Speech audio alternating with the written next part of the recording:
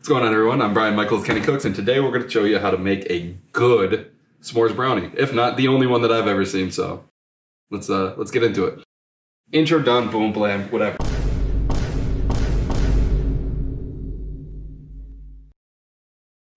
So, to get the recipe started, we have to make the graham cracker crust, which means in a large bowl we're going to add 2 cups of crushed graham crackers, a 1/4 cup of light brown sugar, or dark brown sugar, whatever you have in the house, and 1/2 cup of melted butter.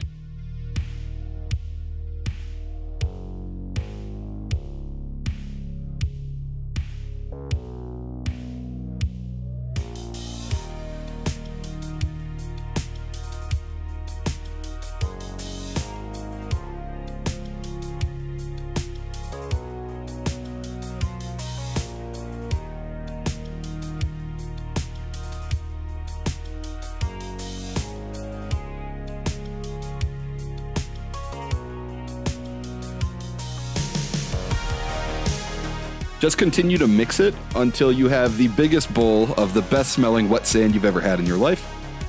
And then we're going to transfer it over into our baking dish. So you can use just about any baking dish you desire. We used a springform pan so that we could transfer it a little bit easier later without having to waste any parchment paper. That being said, if you're going to use any other regular baking dish, feel completely free to line it with a little bit of aluminum foil that you'll spray with some nonstick spray to help lift it later. Or the same can be said with just parchment paper. Not necessary, especially if you plan on serving it out of the tray, but if you plan on transporting it later, then I recommend doing one of those methods. Here you're seeing me pack it down with my hand. There's a lot of different tools in the kitchen you can use to do this. You can use the bottom of a measuring cup, the bottom of a coffee mug, as long as it's not one of those weird round artsy ones. So you're just going to see us pounding away at this one to get it nice and smooth and around to the edges. Once you're done packing in your graham cracker crust, we're going to bake it at 350 for 10 to 12 minutes just to give it a head start so that it will actually be cooked through by the time we're done baking the brownies later. Next, let's start our brownie base. So in the bowl of a stand mixer, we're going to add 2.5 cups of white sugar, and we're going to add 4 eggs, one at a time, until completely smooth and incorporated.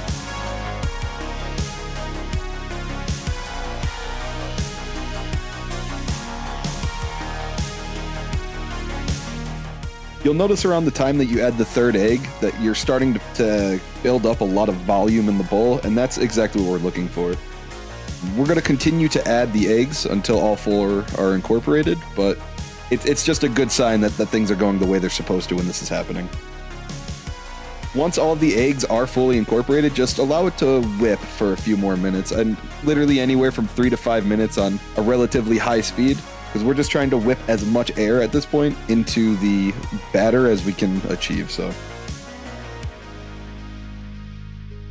Now the next thing we're going to add to our whipped sugar and egg mixture is going to be the melted chocolate and butter. Now, a lot of traditional recipes are going to have you do it something like this, where you put the butter and the chocolate together over a double boiler on the stove, and we're just not going to do that at all. We're going to delicately melt this thing in the microwave, okay? I would recommend putting it through in 15 to 20 second bursts, just until everything is nice and mostly melted. And then if it's not completely melted after the second go through, that's fine, just stir it. Usually it has enough residual heat built in at this point that you will get it to emulsify. But once it is melted, we're going to add it to our whipped sugar and eggs. Nice and slowly. You can pour it along the side of the bowl. It'll all incorporate eventually, and this way you don't have to worry about making a massive mess with the actual whisk attachment on the stand mixer there. And I cannot stress this enough. Don't pour it in all at once. It's not going to do what you want to. It's going to deflate, and it's also going to make a massive mess when you kick the whisk attachment back on. So.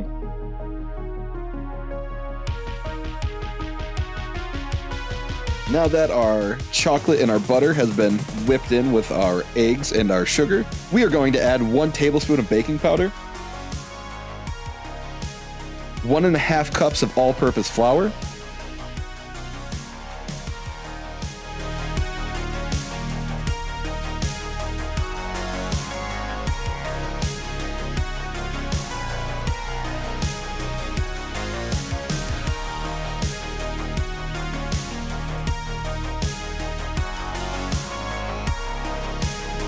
And then we're gonna fold everything together nice and slowly so that we do two things here. So that we don't knock all of the air that we had achieved building up through the long whipping process. And also so that we can make sure that we don't over mix the brownie batter at this point. We're gonna kind of treat it exactly like you would a pancake batter, where you don't want there to be any gigantic clumps, but the second everything looks like just barely mixed together, that's where we tap out here.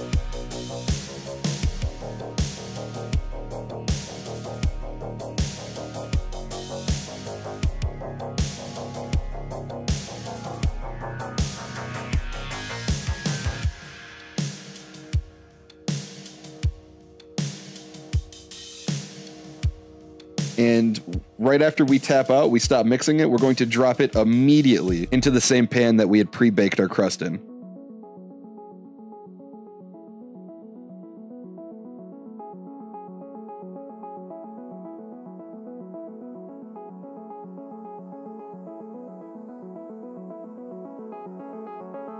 All right, once all the batter's in, we're just going to smooth it out nice and quick. You do not have to be as thorough as I am being here, as once it bakes, everything kind of levels out, and then it's going to create a nice, almost caramelized layer on top while leaving the center, although completely cooked through and safe to eat. It's going to leave it almost moussey. Like, it's going to be so rich and fudgy in the center, it's going to be almost like chocolate mousse. So you don't have to play with it as much as I am here, but if you want to, be my guest.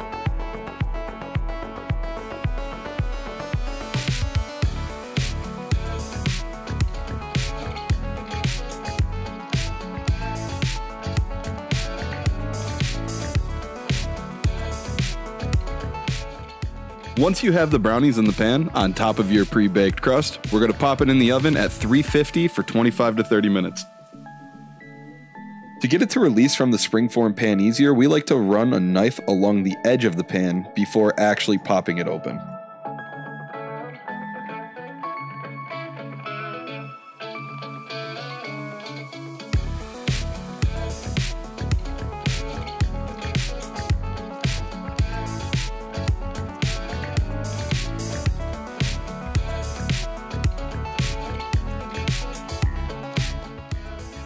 So the first thing we apply here is we're gonna apply a little bit of chocolate sauce that we use to finish on the night. This step is completely unnecessary, but it will help you mount the marshmallows in place as you're decorating it.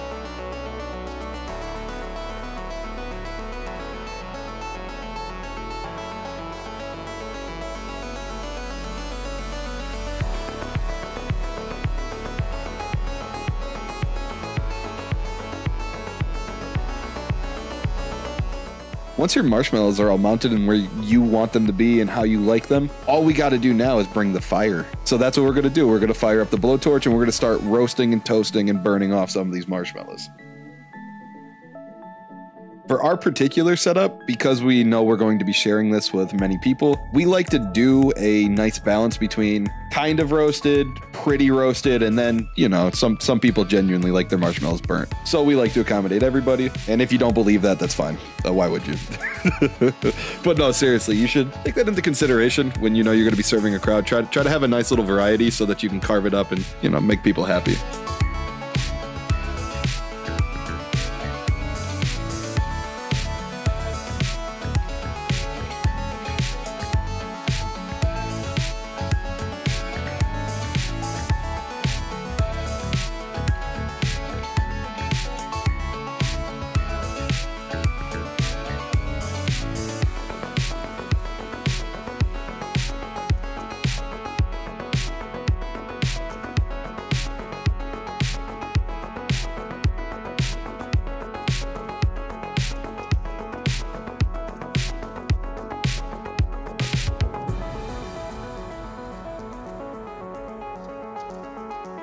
Once all the marshmallows are toasted the way you'd like them, we're going to start decorating now with some of our other garnishes, which means we're going to bust out some milk chocolate bars and we're going to start wedging them into the burnt and toasted and roasted marshmallows. And then we're going to follow through the same way with some graham crackers. We're going to do a little bit of shards and then we're going to come over the top later when we serve it with some crumbled up graham crackers as well. So we'll show you what we mean in a minute on that one.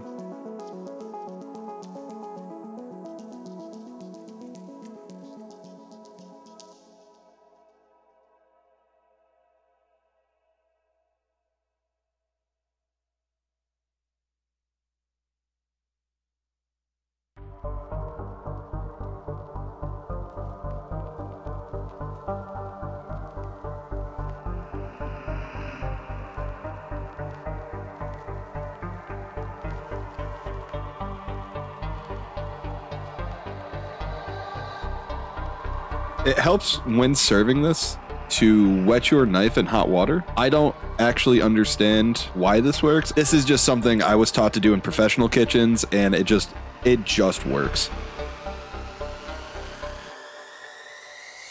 Now, all we have to do to plate it up is to hit it with a little bit more of that chocolate sauce, and then we're going to finish it with some sprinkling of crushed graham crackers that we saved from earlier, and it's ready to go.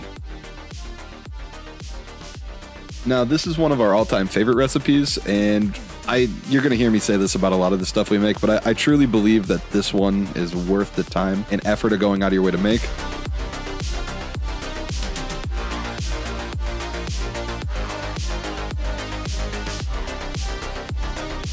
And as always, if you like what we're doing, if you enjoyed the content, you thought we were funny, if you learned anything from us, feel free to drop us a follow to repay the favor, or subscribe to the channel. And if you ever recreate any of these things, go ahead and tag us on it. Like, head over to Instagram, and if you're posting it on your story or just as an actual post, give us a tag. We'd love to see what you guys do.